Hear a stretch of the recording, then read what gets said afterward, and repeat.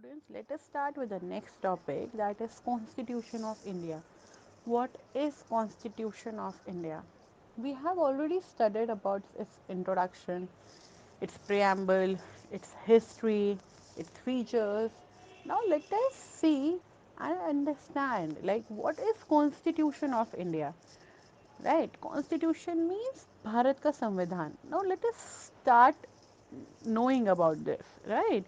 So Constitution of India is basically considered to be the supreme law of the country, as it is in the fourth framework of the fundamental political principle. It established the structure, procedure, powers, duties of the government and mentions all the fundamental rights, directive principles, duties of citizens. See, we have already studied about this. What is there in the Constitution? Basically, if we talk about Constitution of India, uh, a book, then it's a rule book in which it is mentioned everything, like what will be your duties as a citizen of India, what will the government provide you as a citizen of India, what are your benefits, what are your principles, what are the guidelines which government had given you. Like say for the example, you all are having fundamental rights, right to speak, right to enjoy, right to live. These all are your fundamental rights. Like then you have certain fundamental duties, like you should obey the law, rules and regulation of the country, right? These are the fundamental duties which you have to perform. So according to the Constitution of India, everybody is equal in the eye of law. Like and there should be no casteism, no differentiation between any race, creed, culture, your tribe, your clan. So this is what Constitution is all about. Constitution declare India as sovereign, socialist, democratic and republican parliamentary form of government. We have studied this thing also, like Constitution is basically gives you as a sovereign, socialist, democratic means you will be free, you will be having certain rights, like you can follow your own religion, you can speak, you can express whatever is there, you are having a right to elect the member of any political party so that the person can represent you, your city, your state. So this is what the Constitution gives you. So now Constitution is basically having two kind of system. We can say that one is the federal and another one is the unitary. Now what is federal? Federal is basically powers are divided into shared between states and central government. Federal means they are certain power which government gives you, and those powers are divided between the state and the central government.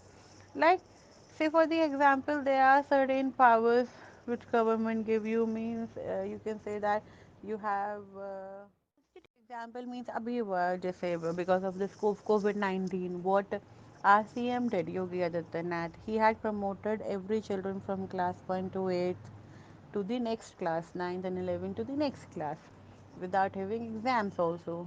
Like जिनके हो गए थे अच्छी बात है, जिनके नहीं हो उनको भी he gave this thing, he just promote them. So these are some systems, some powers which central gave to the state, right? So this is a kind of federal system. So federal system is very powerful. Reason being, if we follow the federal system, then of course it will benefit us. Then same type it is of the union system. In union system, you can say that it creates a group of people. It groups of political thinkers, group of states. So in this, what happened in this, the central commands. Yeah, you can say that the whatever the things which are given by the central government, you can say that the certain orders. अगर कोई मान लो कोई certain order आता है central government से, then there are different set of groups of the people. So some will follow that orders and some will not. Then those who will not following those order, of course there will be some disadvantage with them. So this is kind of union system which they belong to.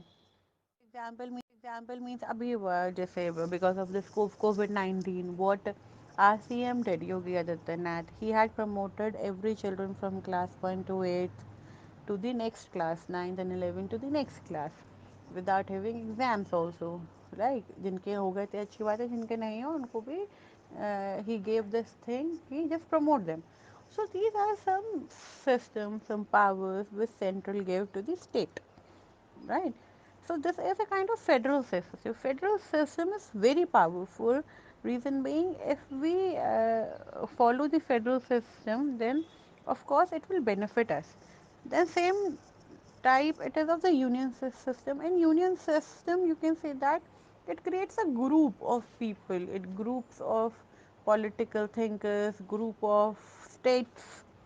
So in this, what happened in this, the central commands, yeah, you can say that the whatever the things which are given by the central government, you can say that the certain orders, अगर कोई मान लो कोई certain order आता है central government से, then there are different set of groups of the people. So some will follow that orders and some will not. Then those who will not following those orders, of course there will be some disadvantage with them. So this is kind of union system which they belong to. Example means now beta in this slide just try to understand it. It's a very important slide. पूरा topic का gist इस slide के अंदर है. Just try and understand this thing. What happened under the structure of Constitution of India? First, we have studied about the federal and union system. Now, let's study about the structure of Constitution in India.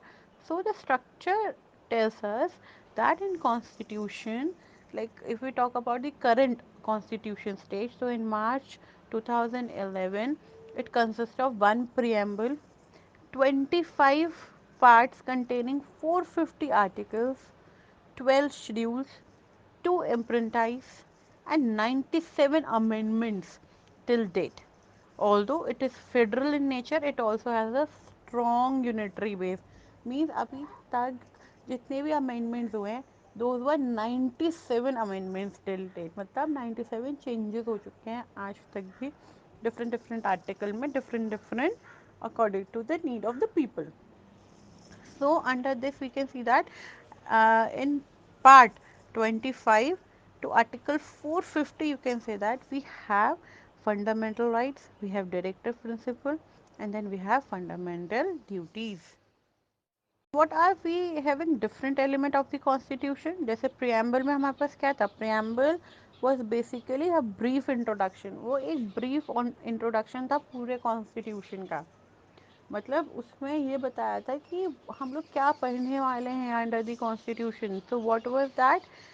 If we talk about part 27 of that, so individual article of constitution are grouped together in the following part. Means हर एक part में अलग अलग तरीके के articles दिए थे और उन आर्टिकल का क्या मतलब है कि उसमें ये बताया गया है कि अंडर दिस कैटेगरी एक इंडिविजुअल को यानी कि सिटीजन ऑफ इंडिया को क्या बेनिफिट्स हैं और क्या उसके डिसएडवांटेजेस हो सकते हैं if it is not to be followed. Right. So, part 1 we have union and its territories. Part 2 we have citizenship. Part 3 fundamental rights. Part 4 we have directive principles. Then part 5 4a we have fundamental duties. Then part 5 the union. Then part 6 the state. Part 7 we have states. In the part B the first schedule is again repeated. Then part 8 we have the union territories, and then in part 9 we have the panchayats. So the list is endless till part 25. You can see that every part is having different headings, like part 9 municipalities, part 10 scheduled caste and scheduled tribe areas, then the relationship between the union and state, finance, property, contracts and suit, trade and commerce. Then we have services under the union, tribunals, elections, special provisions relating to certain classes, languages, emergency provision, miscellaneous, amendments of the constitution, temporary, transitional and special provisions, then short titles of commencement, authoritative text in Hindi and repeats.